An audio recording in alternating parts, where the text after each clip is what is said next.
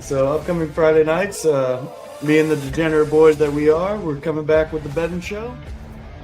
You look at the way he bounces off tacklers, the way that he keeps his eyes downfield, his vision, his ability to find holes, his pass catching ability, right? Because he had. In my lifetime, I'd put him at probably around the 2 area, with again the only other person up there being King Richardson. Anthony Richardson or Caleb Williams at the 111. Yeah. So just hit us.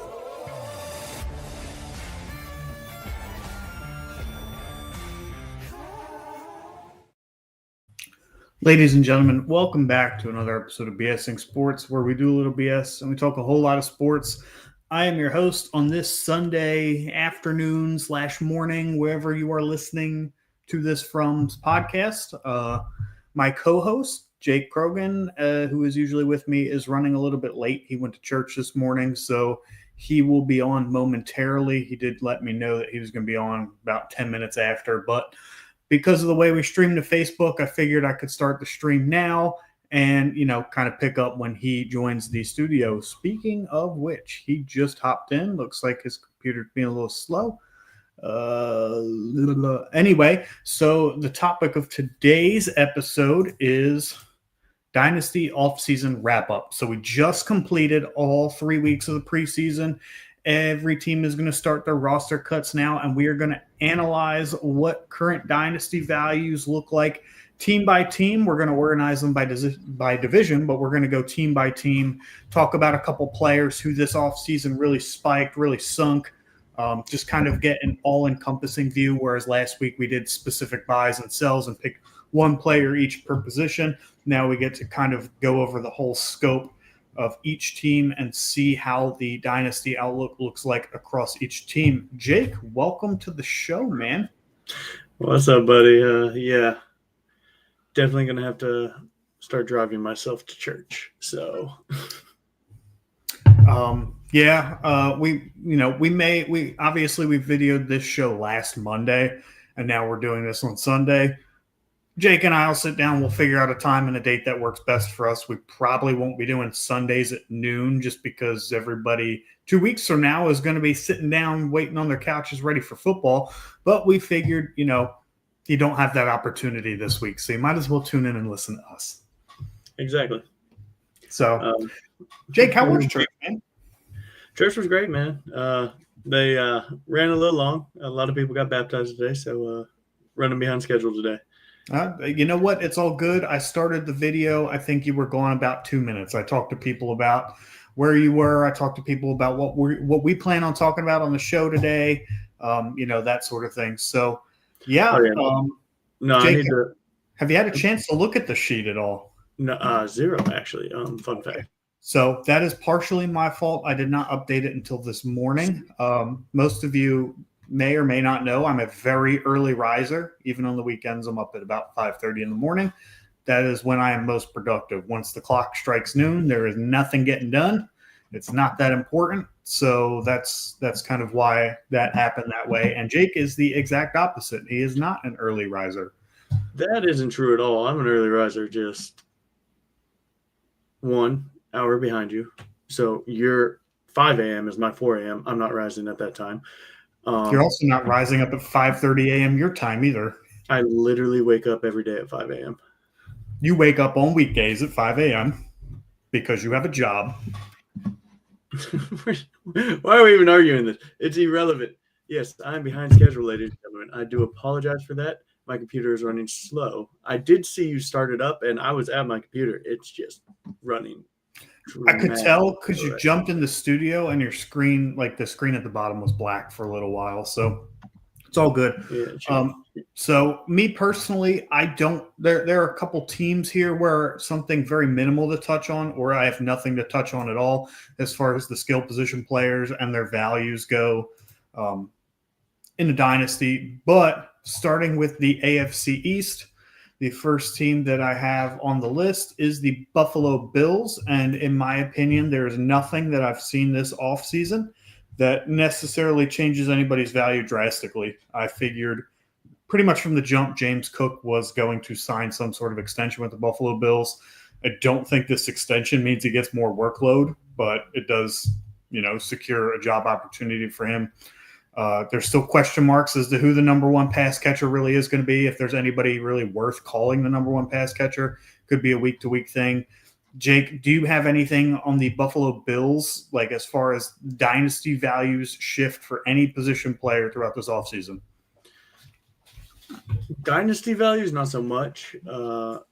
Just guys to look out for are, will Kincaid actually be valuable this year?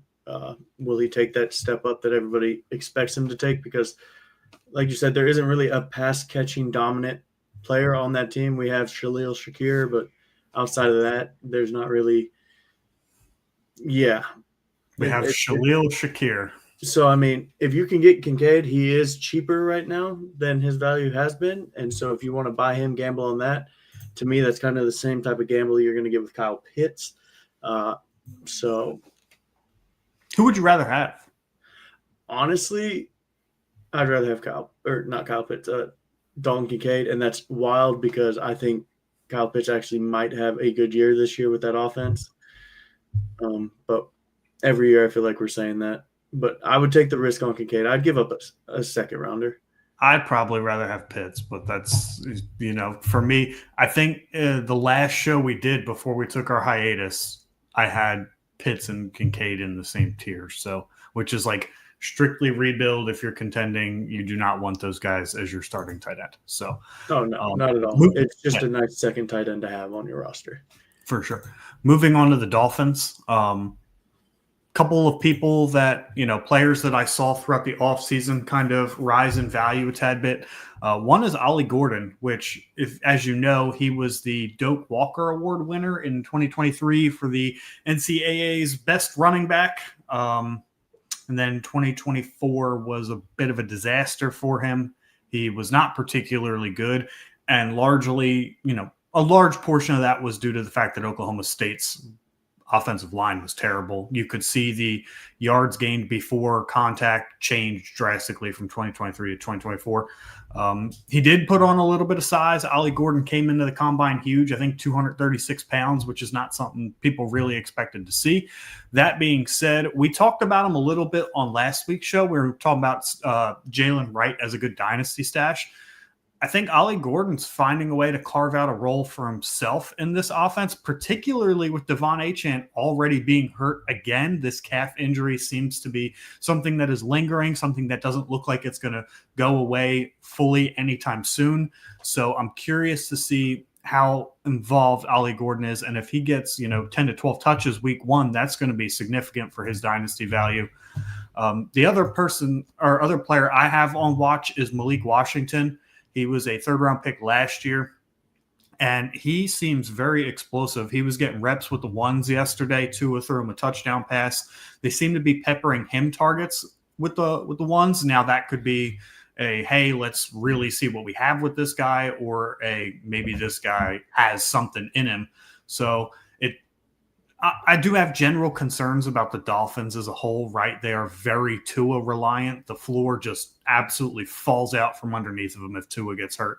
And I think if Tua gets hurt again and cannot save this offense, Mike McDaniel's job is done for. I think he'll end up as an offensive coordinator in 2026. So not that I'm saying like Tua is otherworldly. I just don't think, A, their backup quarterbacks are very good. Yes, I'm looking at you, Zach Wilson. And B, I don't think Mike McDaniels knows how to coach any other scheme. I think he needs Tua in his scheme to be successful. So Malik Washington, though, is a good stash, especially with Tyreek Hill maybe not wanting to play for that team. I don't know. Jake, what are your thoughts on the Dolphins? My thoughts on the Dolphins are, one, they got Zach Wilson because of if Tua gets hurt insurance, and they had no actual quality backup. People forget Zach Wilson was, a third overall pick, and he has the ability to push the ball downfield. That is what he is known for. And so having Tyreek, that is the insurance plan that they have, is Zach Wilson is able to dump the ball off or launch it. And that is what they want. We all know he can launch it. We all seen that combine video. Exactly. And like him being on the Denver Broncos last year, I got to like watch a ton of tape and like hear all the podcasts about. And that was the one thing everybody talked about was when Bo Nix and Jared Stidham were checking the ball down, Zach Wilson was the only one hucking and chucking the ball. And yes, it was with third teamers. Yes, that matters. But like that is what he is there for. So I like Zach Wilson as, like go get him for a third. If you have Tua, go get him for a third. Go get that insurance. But going back to Ollie Gordon, sadly, he is the running back too. If you've watched the show at any point in time, I've absolutely loved Jalen Wright. I tried to get him everywhere I could. I loved what he did at Tennessee, loved his speed, his athleticism, and I thought he was a great fit. He had last year to prove that. Didn't do much. He had this entire preseason to do this. Did nothing. And Ollie Gordon has done nothing but produce. So if you can go get Ollie Gordon, good luck. You're probably going to have to give up like a second right now for him because everybody sees what he's doing. With A-Chain's injury right now, he can carve out a huge role in that offense. He is great to have. So, yeah, no, I personally love Ollie Gordon right now. But good luck trying to get him for anything other than a second. Yeah, I mean, 2/3 maybe, a second, and Ollie Gordon for a third, something like that. That if you really want Ollie Gordon, that's kind of the route that I would take. But I agree. I don't think you're going to get him straight up for a third-round pick anymore unless the Ollie Gordon owner just lives under a rock, which is very possible because I don't feel like the drumbeat for Ollie Gordon has been as loud as some other players, but there is one there if you really listen to it. But yeah, I like all those takes. We talked about Jalen Wright and all that last week. So if you want my take on Jalen Wright, please just go ahead and listen to the podcast from last week. Moving off the Dolphins, we got the Jets here. The only note that I have on the Jets, one that I'm particularly interested in, at least the first couple weeks of the season, is how they utilize Breece Hall versus Braylon Allen. Aaron Glenn from the jump, pretty much, when like his first interview as Jets head coach, has said that he is going to utilize multiple backs. He made the Montgomery to Gibbs comparison, which is like a popular comparison for like dynasty owners to use, and you hear that a lot around the dynasty world. The only difference about this one that would actually make me believe it is Aaron Glenn was literally a coach on the Lions staff last year.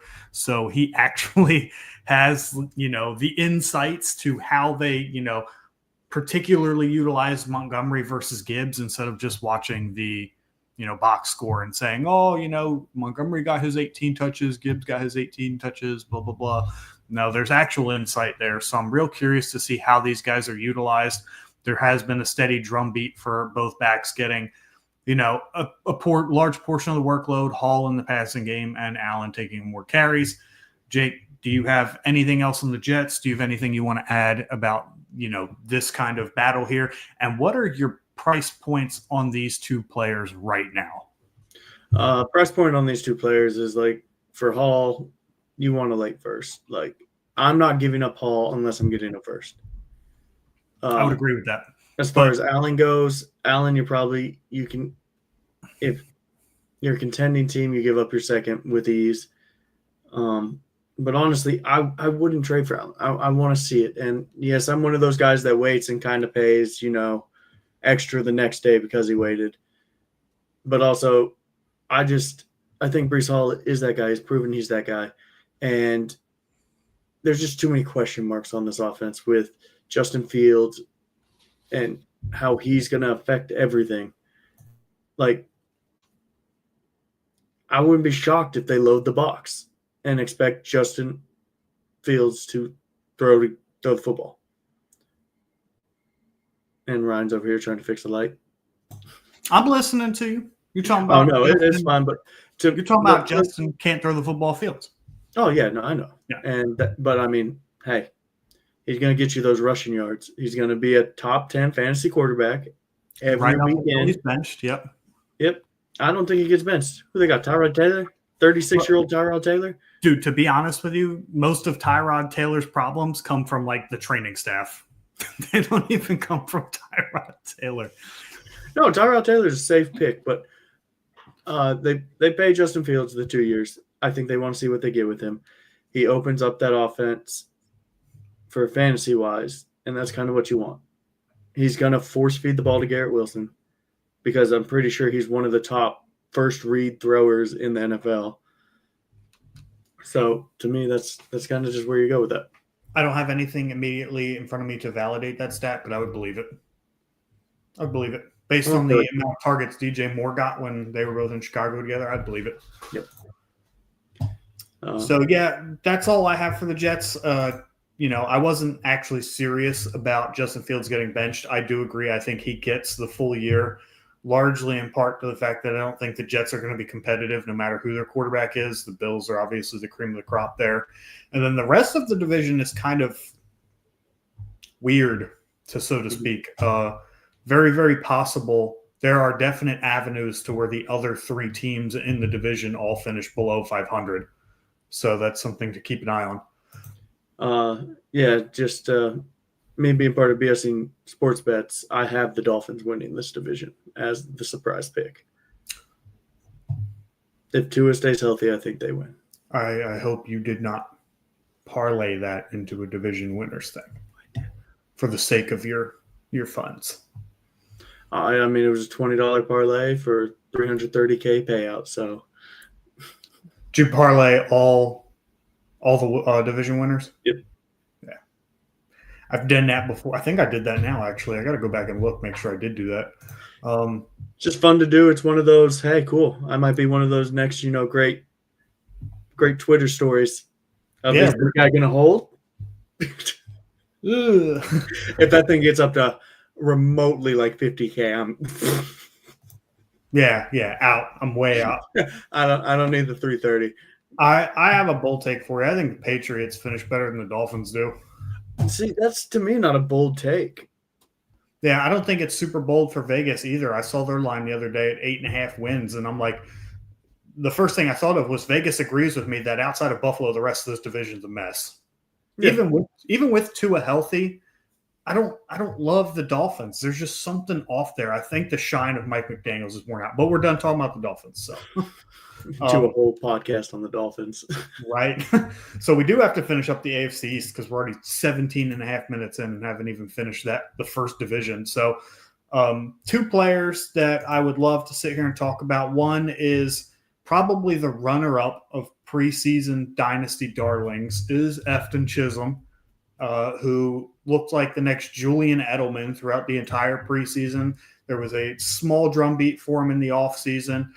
The question is, where does he stand with you? Are you waiting to see what his playing time looks like in the regular season? Is he somebody you're looking to go buy now and hopefully roll the dice and maybe you strike gold? What is your plan with Efton Chisholm? So my plan is to just stay away from everybody that isn't named Stephon Diggs on that offense as far as receivers go. I think they just have a bunch of mid-tier wide receivers, and so they are going to mix, match, paddywhack, give a dog a bone, whatever they want to do there. Dude, it's Josh McDaniels. He doesn't care about how high your draft capital is. He just cares about can you get open and run his offense. And so if Chisholm can do that, cool. Chisholm can do that. I'm staying away from all these receivers not named Diggs. Yes, Diggs is coming off an ACL injury, but he has proven it time in, time out. Yes, he's older, but if you're a contending team, that is the only receiver you want on that team. I don't even know that I want Stephon Diggs. Like, I will take it one step further. I agree with you. So I think Efton Chisholm at this point is probably my most owned player in Dynasty, but he's just tucked away on taxi spots. Like, he's not really like clogging up roster spots for me. He's somebody that I'm waiting, I'm holding. Can I turn the fab dollars that I bid on him into a second round pick at some point? That being said, I don't know that I even want Diggs. Yeah, he's coming off that ACL injury. And yes, a huge hurdle for him was not starting the season on the PUP. But that still doesn't give me a boatload of confidence. There's only two players that I want in this whole offense. It's Drake May, for one. And the second guy who I would love to talk about is Travion Henderson, who, I mean, at this point now has to be valued above Quinshon Judkins, like easily. We're talking with the hype that he's gained throughout the preseason, right? Because the whole offseason, most of rookie draft season, it was Genty, Hampton, Henderson, pretty easily in that order. And now it's like Henderson or Hampton.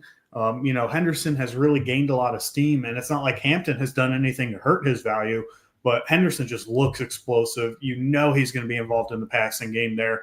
Has he already, I guess, usurped or claimed or whatever, adjective you want to use, taken the RB1 job? Is he going to be a true RB1? Is he going to be an RB1A? Is he still the 1B? He is a rookie back in a system that's very hard to play with. So what are your thoughts on that? Actually, first, let's answer this comment here. Baby Genius. Hey, guys, would you send 227 firsts? Milrose, Scadaboo, Isaiah Bond, Manungai for Nico Collins, and Chubb.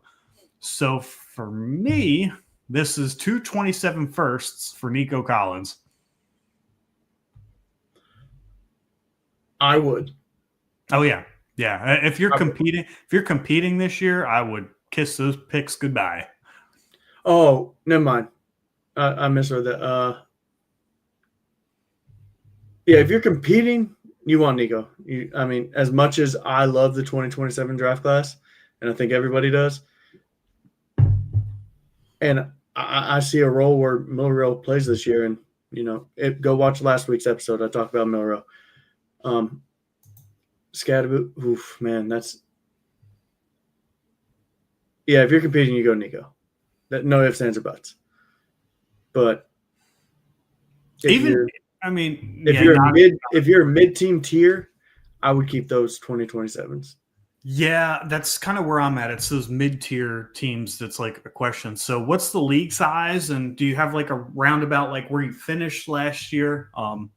The hard part about judging dynasty trades like this is nothing is in a vacuum. So context really does matter, and I would love to see the context behind this. But guys like Kyle Manungai, Isaiah Bond, Jalen Milroe, even to me, those are all throw-ins. Like if guys are willing to like give you a second round pick for any of those players, I would send them all pack. I would help them pack their bags off my team. Cam Scadaboo's a little interesting. He's probably one where I would just hold, but yeah, Nico Collins for 227 firsts is kind of how I'm looking at this trade, especially with Mixon being out. I do think, we'll get into Mixon being out when we get to the AFC South. But exactly.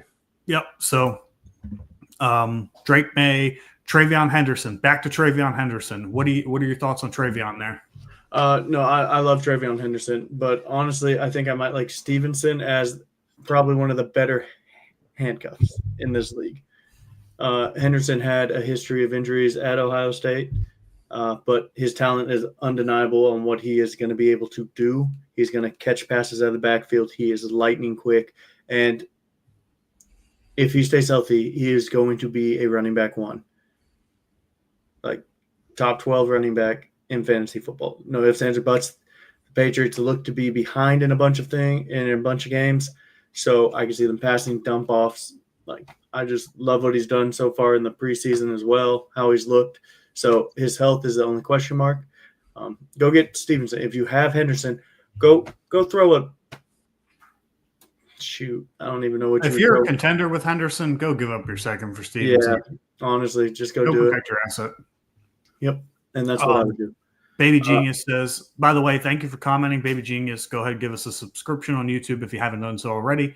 So I won last year, but traded a lot of my roster. My starters are now Burrow, Caleb, Gibbs. I'm assuming this is Superflex. Burrow, Caleb, Gibbs, Bucky, Amon-Ra, JSN, Devontae, Trey McBride, Cup, Javonte. It's a 12-team, half PPR, start 11. I mean, you've got some hammers on the roster. I would absolutely just like put those picks in my palm and just right on over to the other manager. Let him deal, with the 2027 hype that I feel like is a little overblown. My personal opinion. Javonte and Goddard. Yeah, I would kiss those picks goodbye, man. Nico would absolutely round out this roster, make you a dominant force. Earn that sub from a fellow Eagles fan. Hell yeah, that's what I like to see. You won the chip last year. They won the chip last year. Look at you guys. Sweet, just needed some circle jerk confidence to accept it. Not a problem. That's what we're here for.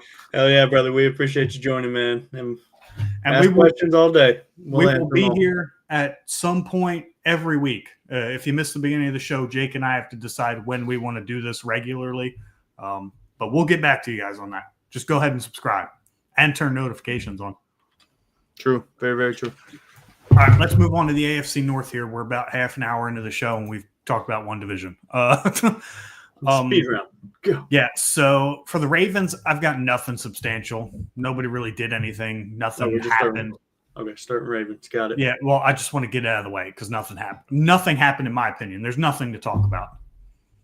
Yeah, I mean, outside of Isaiah Likely getting injured, which Mark Andrews is still there. Whoop-de-doo. We do appreciate it, baby genius, for sure. But yeah, no, I got nothing for the Ravens. Lamar, are you worried about this foot injury he has? No. Okay. No. Okay. No, would still definitely consider Lamar an S-tier quarterback. Yes. I'm just saying, like. Okay, moving on. Okay. Bengals, for me, are pretty easily, the second easiest team to talk about. They cut Zach Moss. Taj Brooks is probably the guy to own as the handcuff to Chase Brown. Yeah, no, you pretty much knocked that one out of the park. Joey B is going to be Joey B. Chase, T. Higgins is T. Higgins. Yeah, they still don't have a tight end where the shit Chase Brown's going to get. Whoa. Don't you dare respect Noah Fant like that, dude. Mike Gesicki also just re-signed with them. Those are clearly D-tier tight ends. As in, don't fucking draft them. Whatever. Yeah, so moving on from the Bengals. I hope week one, like one of them goes off for tight end one on the week. You know what's funny? Gesicki had a game earlier in the year last year where he caught like 2 touchdowns. He had like 27 points. It was like such a shock to everybody except Tim Monty, who's like a huge Mike Gesicki guy. Big guy. He loves that guy. The next team I want to talk about, right, really only has one bullet point. Is it clearly at this point looks like Jaylen Warren over Caleb Johnson. Jaylen Warren got a lot of the reps with the ones, and he actually looked pretty good doing it both in the pass game and on the ground. Caleb Johnson has seemingly like come along this preseason, but he hasn't done anything spectacular. He's not looking like he's going to go out and win that job. So for me, he's a guy whose value has – taken like the smallest of dips, nothing substantial, but he's a guy that I'm happy I only drafted one share of because I had my question marks about him anyway. I drafted one share of him and instantly traded it for RJ Harvey, so I'm not upset at that at all. I was never a big Caleb Johnson fan. If you go back to our pre-draft talks about him, everybody was super high on him. And just, I've argued that Najee was a better Caleb Johnson 3 times at least. And so I'm not shocked Warren won this because Warren looked good in the offenses every other time. He's a great pass catching back with good burst. It's his health that's the issue, like always. So I'm not shocked Warren is the guy to have. I will like to say with the Steelers and me and the old Evan Davis over here have gone back and forth. Roman Wilson carving out a role as the wide receiver 2 on that offense. Does it happen? That's the question of the day. As the wide receiver 2 on the offense? Yeah. That's tough. Seems like I've heard good things about both players, but it sounds like Calvin Austin's probably leaning in that category. He's injured right now. Oh, they still got a couple weeks to play. True. Roman Wilson's going to have to step up. This is his opportunity to step up. And Aaron Rodgers has said positive things about Roman Wilson, which is huge because if Aaron Rodgers says one bad thing about you, forget it. You're just never going to get the football again. It's like that time. I don't know if you've ever seen the story of Peyton Manning talking about when Austin Collie tried to make a one-handed catch. And he's like, comes back to the huddle and Peyton's like, get out. Yeah. No, don't need that. 2 hands on the ball at all times. Yeah. But yeah, me and Evan Davis are in trade talks right now for Roman Wilson, but he wants the farm. And Fun fact, I'm aware of the trade talks and what he wants, and we will get to the player that he wants actually. So let's round out the AFC North, though, with probably the team that has the most intrigue in this division as far as honestly, fantasy values go at all. Probably the most intrigue across the league, because I even forgot to mention a player on this sheet, and we will start out with, what the hell do you do with Quinshon Judkins at this point? you buy him. I buy every share I can. I'm trying to buy him. Look, the talent's there. Off-field issues clearly just happened. He still hasn't signed, right? No.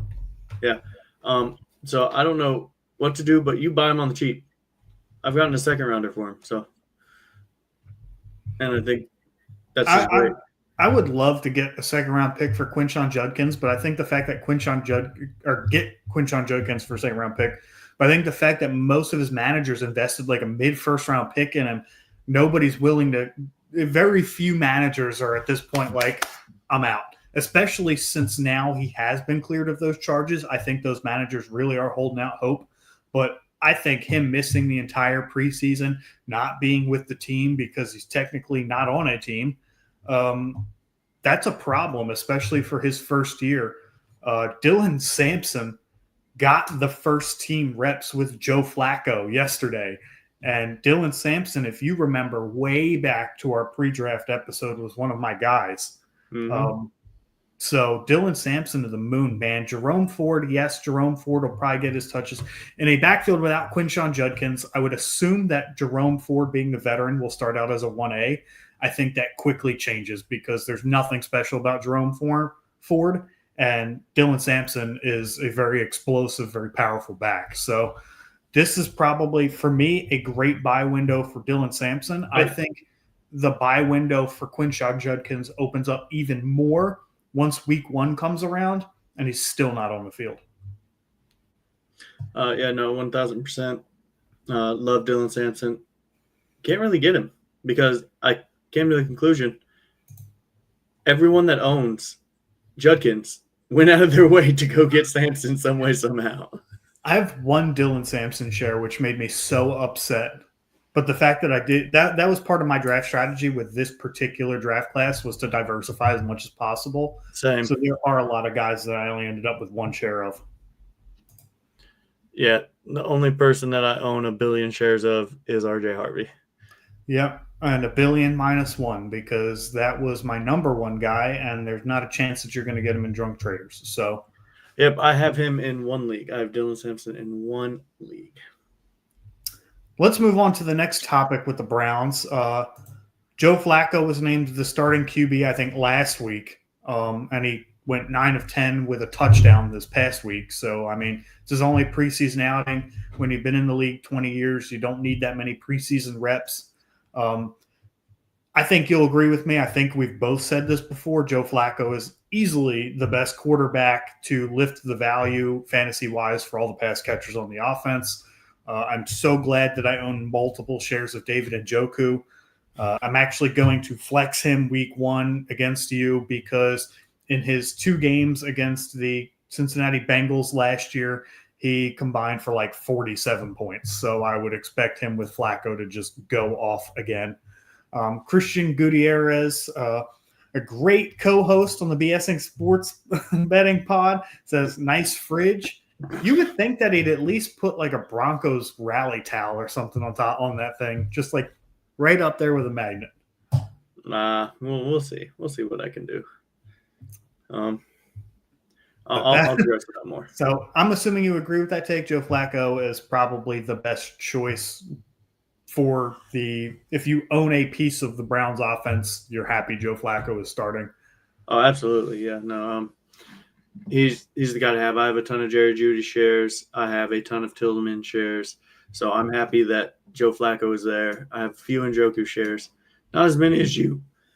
Excuse me. Not as many as you, but that's fine. It's all fine. Yeah, I think I have 3 shares of Njoku. I love Njoku, man.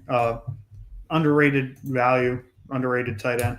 The last one, that I'd like to touch on with the Browns. You can't talk about the Browns right now without talking about Shedeur Sanders. Mhm. What is your dynasty outlook on Shedeur Sanders? And especially after yesterday, what is your outlook on Sanders versus Dylan Gabriel? Did they both do enough to keep a roster spot? I imagine that they only keep 3 quarterbacks, that they're not going to keep all 5 guys that they have. Oh yeah. Yeah, excuse me. I'm sorry, I couldn't get to the mute button. But yeah, no, they do what? That's going to ruin the whole show. No, I'm done. I quit. No, for sure, Sanders is the guy I think you want to have in this offense. He is the better pocket passer, better arm. I love Dylan Gabriel. We've talked about him many of times. He was one of my guys. I just don't see it. I don't see him being a starter in the NFL. Great backup, not a starter. Dylan Gabriel, and this is going to sound like a bad comparison because of how this player turned out. Dylan Gabriel reminds me a ton of Russell Wilson. I think Russell Wilson just happened to strike gold. But, I mean, third-round undersized quarterback, not the strongest of arms, pretty good mobility. That sounds like Russell Wilson coming out of Wisconsin in a nutshell.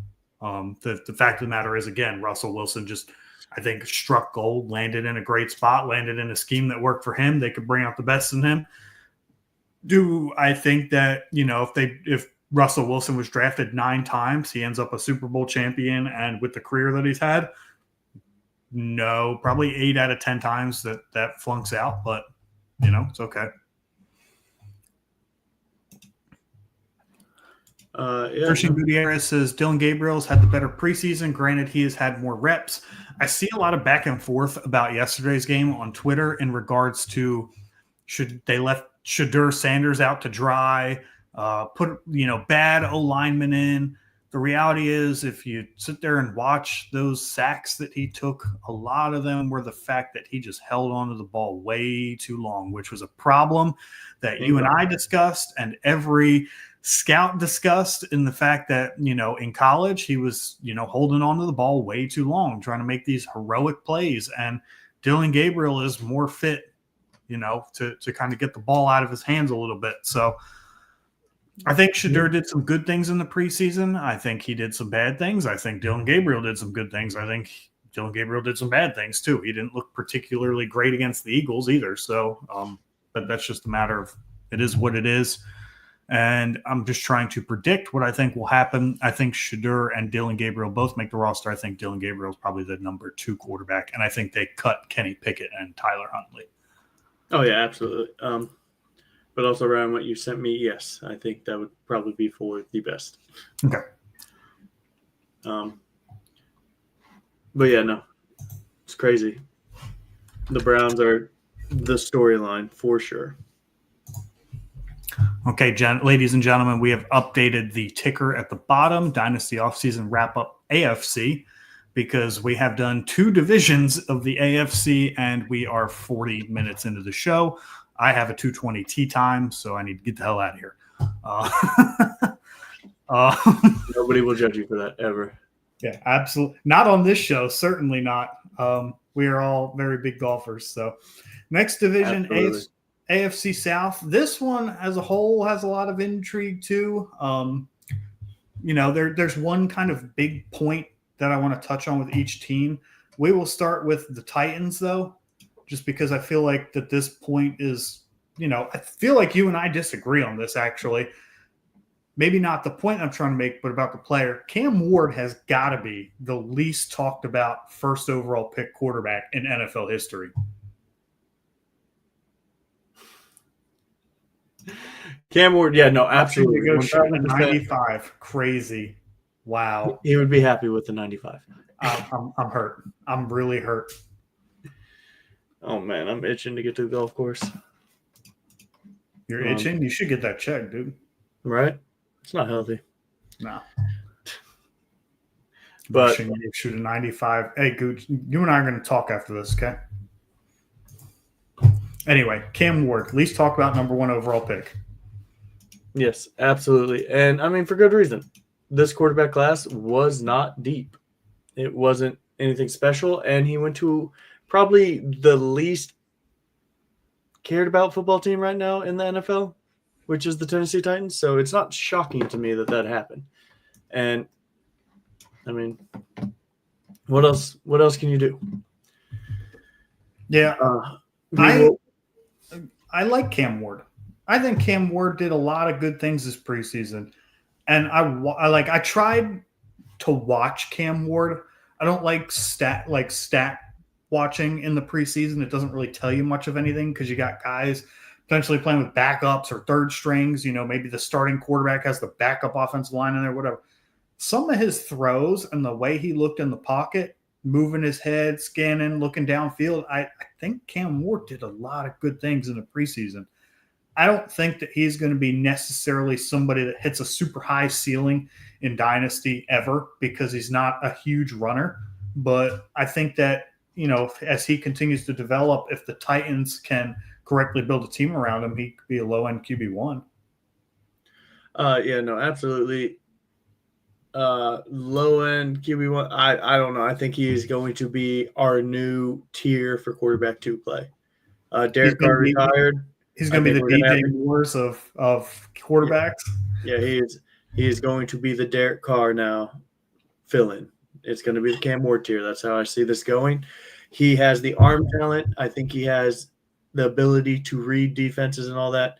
But just like in college, he is prone to holding on to the ball too long. He was able to, against these vanilla preseason defenses, do enough to escape the pocket and go about it. But he'll get the real test. He'll get the real test week 1 when he goes into Denver and goes against one of the top 5 defenses in the NFL. We will see what he is made of. Right out the jump. And that's one where I don't expect the stats to look particularly well, but I would love to watch how he plays quarterback in that position. I will come back to the show with great notes on Cam Ward. Yeah,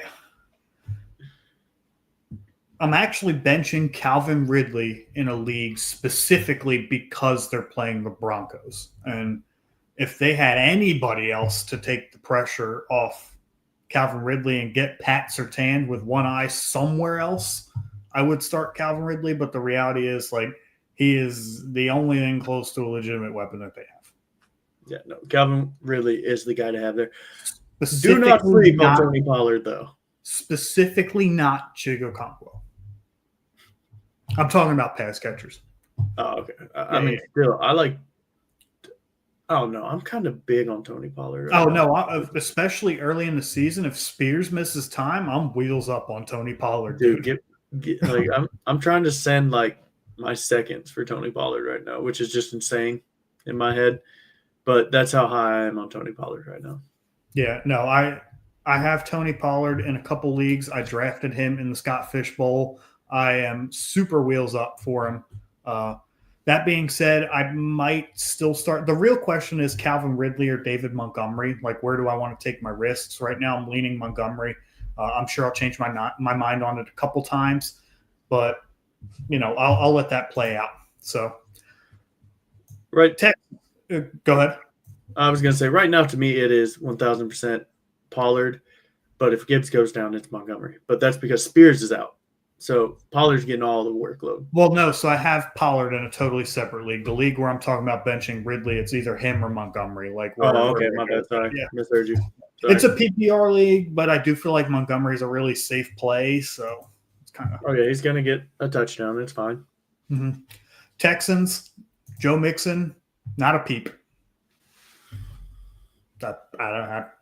Is he coming back week 1? Is he coming back week 6? Is he where's Joe Mixon at? Nobody said a word. So that being said, when the ones were out there, Nick Chubb was the only one really getting touches. They sprinkled in some Woody Marks afterwards as well. Nick Chubb seems to be the guy. How much do you trust Nick Chubb coming off his injury moving forward, Jake? I don't trust any running back in that offense right now. I trust every receiver in that offense. And you can basically put any of those receivers in, and I think you're going to have a chance for boom or bust. Damn. Except Nico. Nico's going for 20 every week. But it is what it is. What? We were so close. I was almost there. You'll figure out why I said that. Oh, no. I see. Jaguars. That backfield could be a mess fast. He instantly dropped him. Sorry.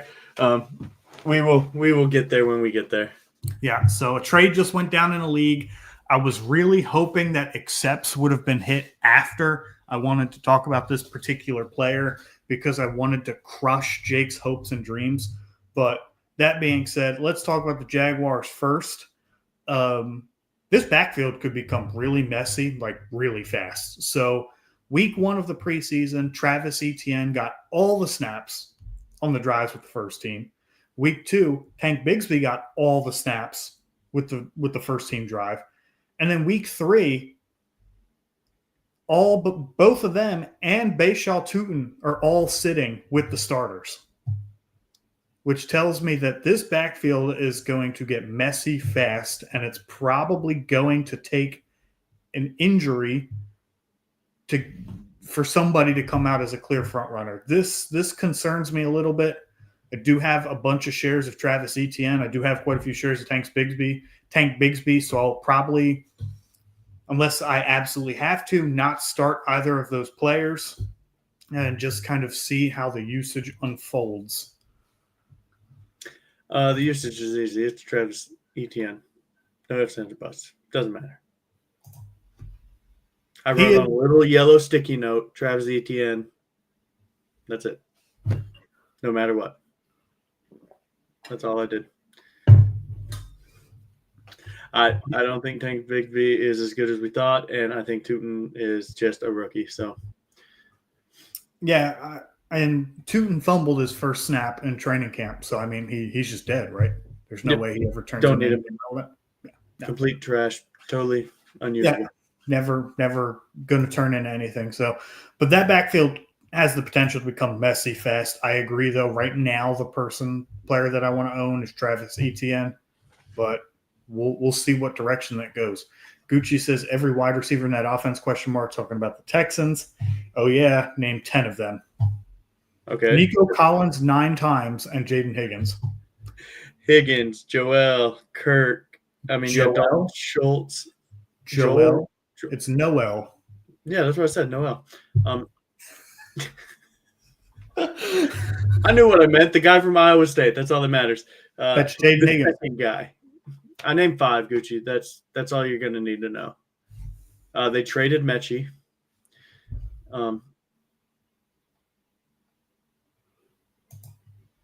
A.T. Perry isn't with them. Hitchinson. There we go. There's another one. Another one you screwed up. What is it? It's Hutchinson. Hutchinson. Dude, it's irrelevant. I have his autograph somewhere back here. He's irrelevant. Oh, jeez.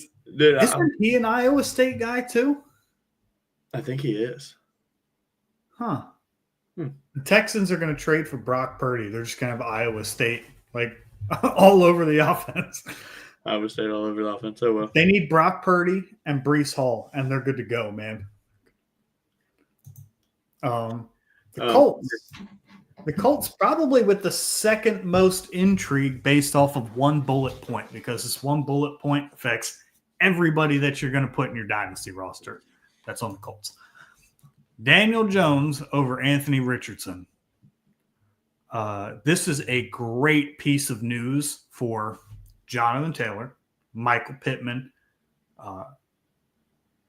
Tyler Warren, and Alec Pearson, AD Mitchell suck. So, but Josh Downs is another good one. Yeah, and AD Mitchell sucks. I've said that 17 times in his career already. He stinks. But yeah, what are you talking about? He's about to be wide receiver 1. I just traded for him. Yeah, that's unfortunate. Sorry to hear that, bud. Which I'm surprised about because you're also an AD Mitchell hater. Like, no, I am. I'm totally a hater, but Like 18 months ago, we were on this podcast just absolutely slamming the shit out of this guy like he owed us money. Yeah, 1,000%. I just because I had no shares, I needed one share just because of some camp news I read about how that was Daniel Jones' favorite target. And so we'll just see if anything comes of it. I have the one share. I think the guy I traded for, which we will talk about in just a minute, it is what it is. I don't think he's going to be relevant. Somebody just informed me in that league that Jahan Dotson has been traded 13 times in the league's 4-year existence. And now you can pick him up on the free agency wire. I'm going to pick him up and trade him. Yeah. Well, just trade him constantly. It'll just be the running joke. Yeah, so, yeah, the Colts, I mean, better for all the skill position players. The point value tied to the quarterback is, the ceiling's going to be a little bit lower with Daniel Jones versus Anthony Richardson. And I think that this is a pretty decent buy window for a guy like Anthony Richardson. You'll have to check in with the owner and see if they're just done with him altogether or if they're still holding out hope. But I think Daniel Jones could just first couple weeks, if he plays well, just outright win this job and not have to look over his shoulder the rest of the season, especially with how competitive this division should be. It's not going to be easy. He does have to play the Broncos, I think week 2. Don't worry, the Broncos are going to go 0-2, and I will be hanging from the Raptors, so it's fine. No, man. I really like this move for Jonathan Taylor, though, because if there's one thing that Daniel Jones has proven he'll do in his career that Anthony Richardson wasn't going to do is he's going to dump the ball off to the running back. That Daniel Jones survived off doing that with Saquon Barkley in New York. So Jonathan Taylor getting passing game work plus his rushing upside, RB1 on the season contender. And don't forget Michael Pittman, man. Man played with a broken back, still put up points last year. Now he has a quarterback that can get him the ball. Bring it on. If you want to know more about Michael Pittman, check out the TikTok that we have. Jake's going on about Michael Pittman and what he feels like Michael Pittman is worth. So please check out our TikTok page if you haven't done so already. That would be super fantastic for us. We do have a pretty viral TikTok circulating of Tim Monty just, going to town on JJ McCarthy. It's a good one. Last division we will talk about in the AFC before we wrap up the show, probably end up talking about the NFC next week, is the AFC West.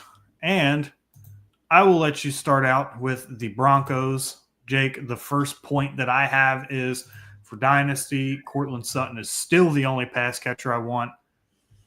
And the wide receiver core, right? Evan Ingram is obviously, tight end a little different. Yeah, Evan Ingram is somebody that I would look at. You could probably get him for cheap because he really didn't do anything this preseason. He had the one catch for 56 yards, which was pretty dope, but he had a drop last week. Evan Ingram. And that was his only target. But, Sutton for sure is the guy. He's the guy you want. He's the guy Bo Nix loves and trusts, and that's just how this is going to be. Sutton could have a wide receiver 1 year this year. Because after week 4, so week 5 and on, he was a top 10 wide receiver. Yeah, week 4, or he had like a 0-point game in that span, didn't he? Like a no-target game at some point? Well, Bo Nix had 0 touchdowns in the first 4 weeks. Well, no, I'm saying Cortland Sutton, from some point after week 5 on, had a 0-point game. He had like a 0-target game in there and still finished as a top 10 wide receiver in that span. I can give you the facts on that in half a second. Yeah, I would almost like bet money on it. It was like week 12, week 11.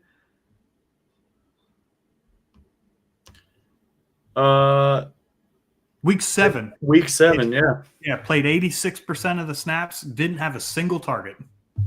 To be fair, that was against New Orleans, and we were literally just running it down their throats. You missed the entire point of me agreeing with you and making your point stronger. No. I heard you. I'm just saying. I just wanted to put that the Saints just got donkey stomped. That's the other point that I have about the Broncos is your boy RJ Harvey, probably in my opinion the clear RB2, maybe a route where he's the 1B, but how long until you expect him to kind of come to fruition and, where he's going to get to the point that he'll be a confident flex play in your lineup? Honestly, it's just going to come down to the health of J.K. Dobbins. I think J.K. Dobbins is the running back starter. So you got him for a second in the league, which I think is a dub. I literally had it sent. Like, I was just about to send it. Yes, Andre, we will rate your starting lineup. Just put it in the chat. Andre, thanks for tuning in. Please go ahead and subscribe. Give us Fellas, the can you rate the starting lineup? Yeah. In the meantime, we will continue with our talks about RJ Harvey, a guy that you acquired every share you could possibly get your hands on, a guy that I was very high on. 7 of the 9 leagues. Yeah, 7 of the 9 leagues. So which 2 are you missing? You're missing Drunk Traders and Drunk Traders, and I want to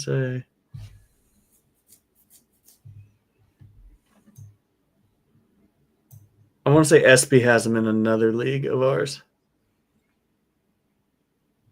My bad. I have him in 6 and 9. And we hit 9 leagues. You're only in 9 leagues, Jake? Oh, no, I guess I'm in 10. I was about to say, that's pathetic. I know. Chill out. Oh, yeah, I'm in 10. PPR, Dynasty, I got Josh Allen, Bucky Irving, JT, London, JSN, Devontae Smith, tight end Kraft, flexes are David Montgomery, and RJ Harvey. Wow, what a time to be alive here.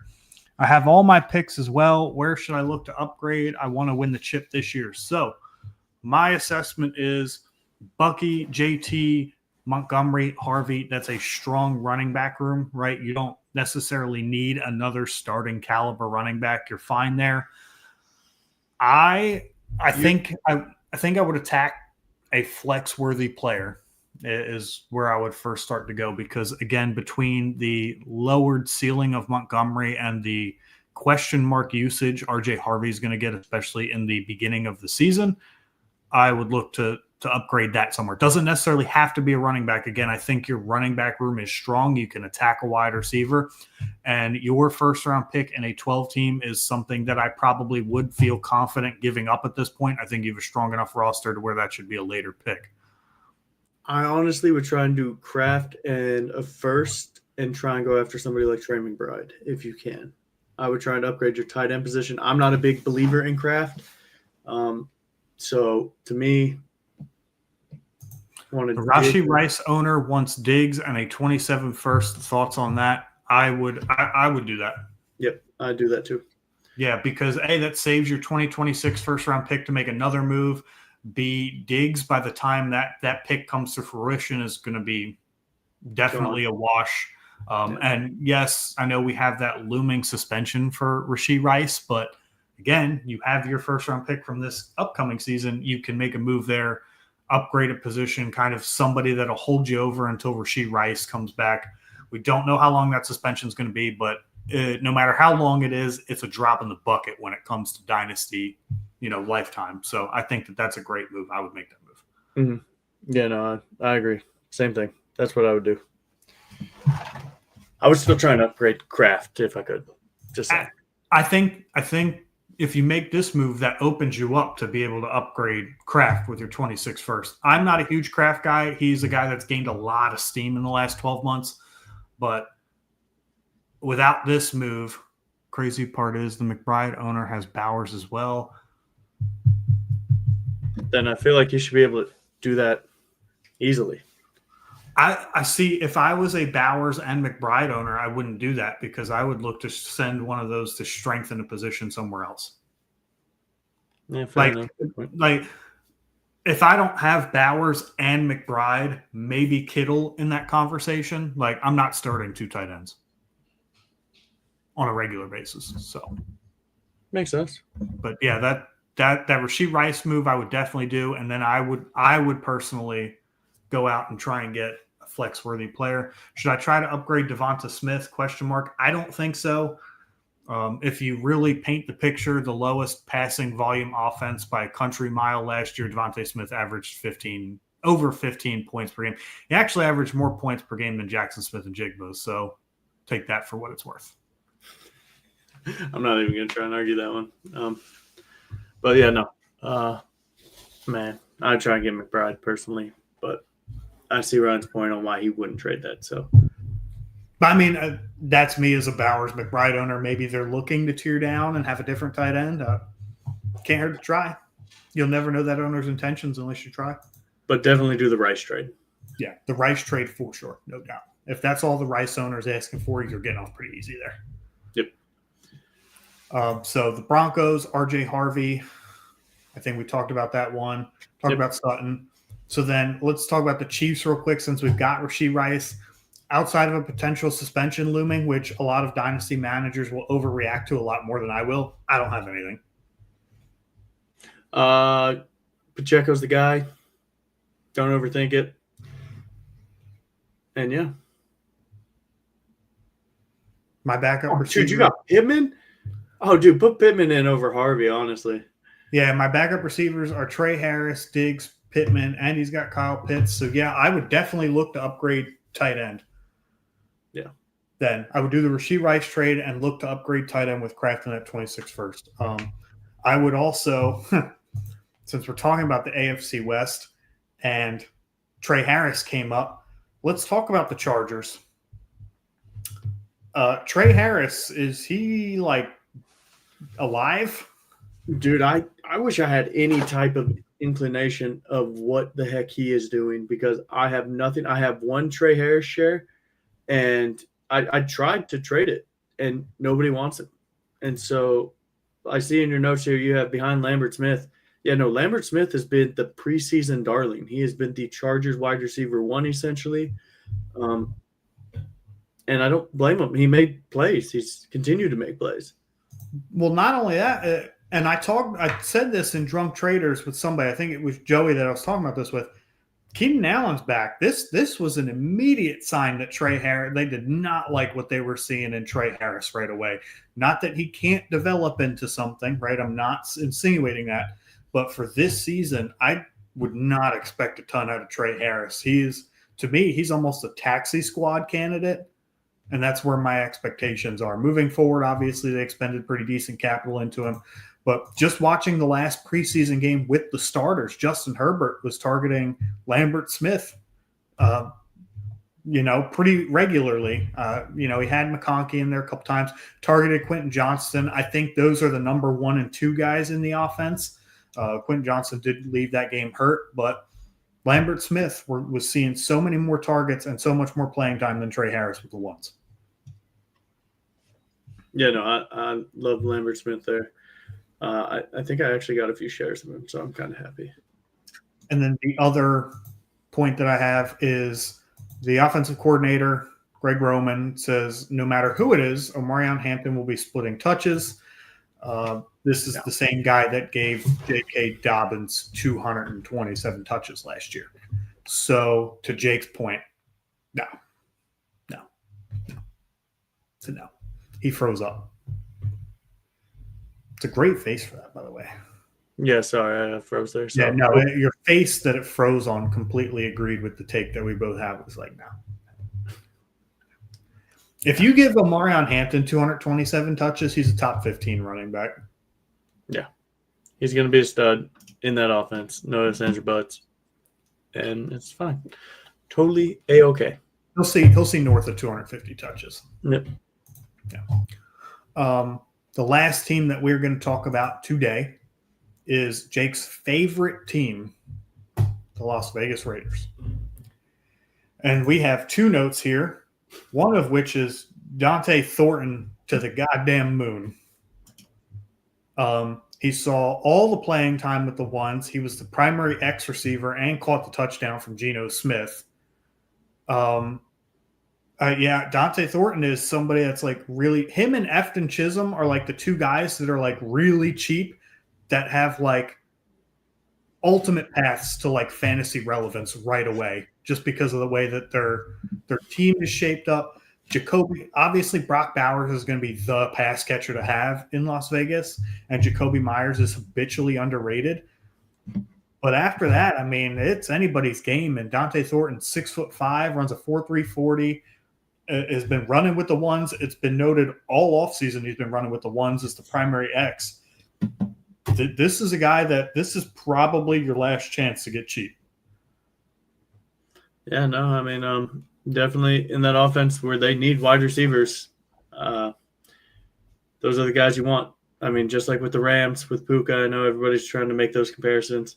The Rams needed another guy outside of Cup. They have Bowers there. Myers is there, but he is a slot guy. They need somebody on the outside boundary. And him being tall, fast, and can run the go route, that's kind of all you need. Great guy to have for fantasy or for best ball, in my humble opinion. So let me see real quick. Let me know if you see my name on any of that. No, I'm trying to see how many shares of Thornton I have. I know it's multiple. I have 1 share. You have 2 shares. In the leagues we're in.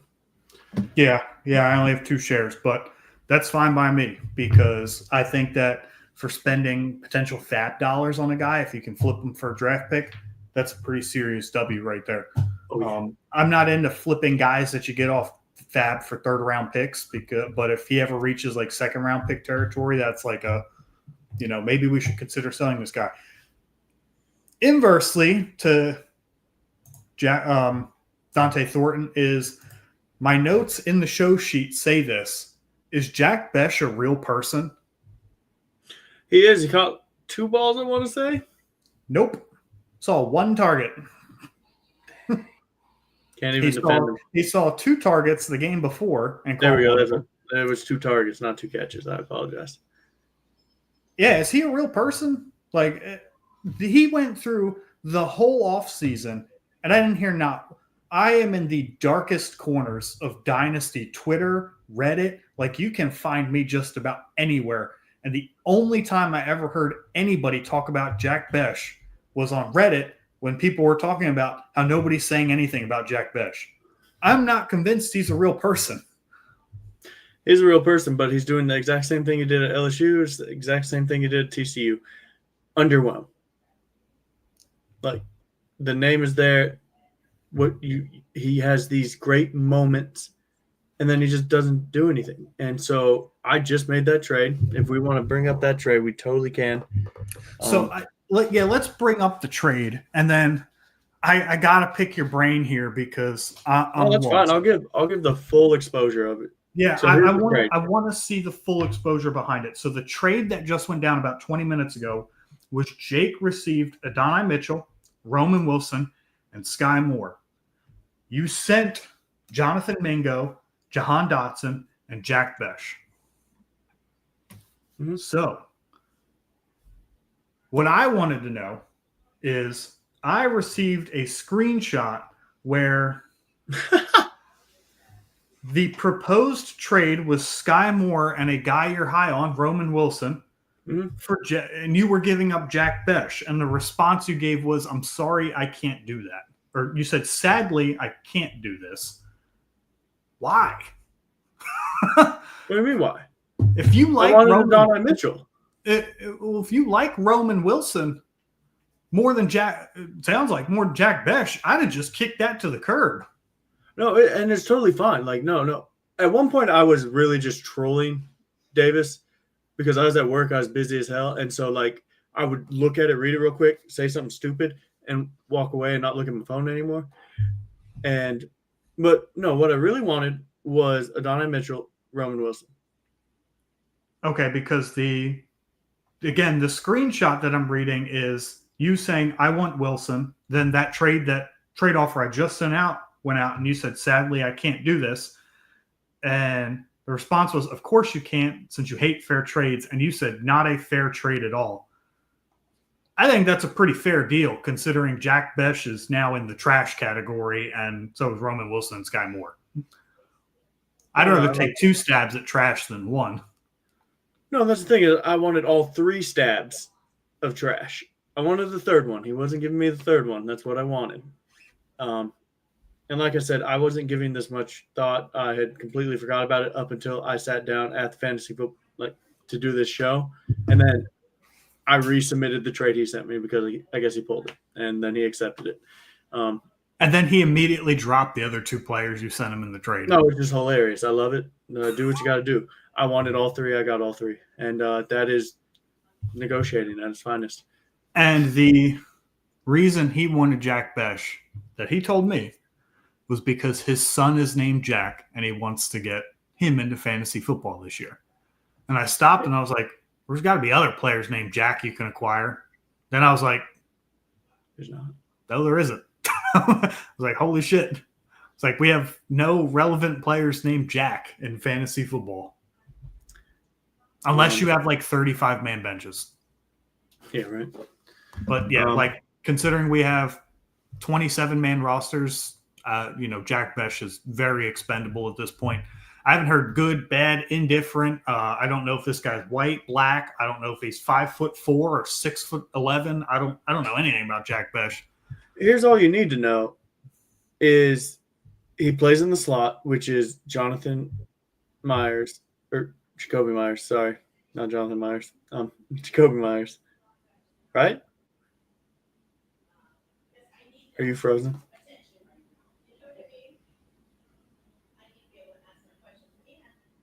Really?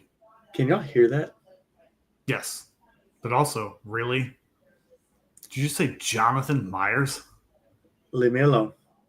You play them twice a year. They are irrelevant. They are a It's your trash can. They favorite are a team. giant dumpster fire. It's your That is the favorite Oakland team. Raiders or Las That's Vegas why you Raiders have now. black, white, and silver all over the background is because it's your favorite team. Black, white, and silver. It's all just white and brown. It's black, white, and silver, dude. It's okay. This is blue. You're a Raiders fan, dude. It's fine. That might be the most disrespectful thing you've ever said to me. For those that don't know, Jake is actually a Broncos fan. And if you're new to the show, you should go back and watch some of the episodes we had last year where he has that the big old Denver Broncos wall. I personally can't tell what that is because of the glare. Oh, Lord and Savior Bo Nix. Oh, yeah. Bo Nix sounds a lot like No Bix, which sounds a lot like No Bitches. So that's what he gets. Okay, say what you want. Raiders are trash. I literally put way too much money on their under win total. So, yeah, but Jack Besh, that was one of your guys. So hopefully year 2 starts out better for him. it was one of my guys, but I don't see it happening. It was just a feel good story. I wanted to root for him. LSU guy. Yeah. Well, an hour and 13 minutes in, so no thanks on the Raiders this year from the Galloway family. Yeah. I mean, yes, the Raiders did make improvements, however, not enough to compete with the rest of that division at all. Also, Adam, go ahead and watch that TikTok, or if your wife has TikTok, just tell her to go to our talks on JJ McCarthy that our buddy Timothy Montgomery gave. I am sorry, Andre. How long is that Rice suspension going to be? He asks. We did miss that comment. I don't know, but I know the NFL, it was reported the NFL proposed 10 games and the NFLPA immediately shot that down, which rightfully they should have. But then I also heard that proposal wasn't even true. So who knows? His hearing is about a month from now. We'll have a decision then. My assumption is 6 games. You'll have him for 4 weeks at least, so. Yeah, you'll have him for 4 weeks, and then you might not have him for 6 games, and then you'll have him for the fantasy playoffs. Which is when you need him. Yeah. So the more interesting conversation is, let's say Rashee Rice is suspended for 6 weeks. Do you just do your 30 days jail time then? Oh, absolutely. Why not? Or do you wait till like a month after the Super Bowl? I would just do what Why you're suspended? Because you can't practice with the team. Yeah, might as well. Yeah, you can go work out 3 times a day in jail, dude. That's a great way to close out this show. That being said, thank you for tuning in to BSing Sports. Jake and I will decide a more permanent time and location. When we do, please go ahead, subscribe to the YouTube channel, and turn that notifications on so that way you guys know when we're scheduled. Jake, you run a fantastic show on Friday nights at 8 p.m. Eastern Time, 7 p.m. Central. Awesome content over there. If you need to get your sports betting info in, go ahead and get that now. Those guys are going to be doing week 1 of college football, I'm assuming, on Friday, which is a fantastic slate. Beautiful slate of games. I already have a 6-teamer in. Can't wait. Hoping the odds drop. And I have Notre Dame putting down the beatdown on Miami. Carson Beck is dog shit. Dog shit. Going to get picked on. But that being said, thank you for tuning in to BSing Sports, where we do a little BS and we talk a whole lot of sports.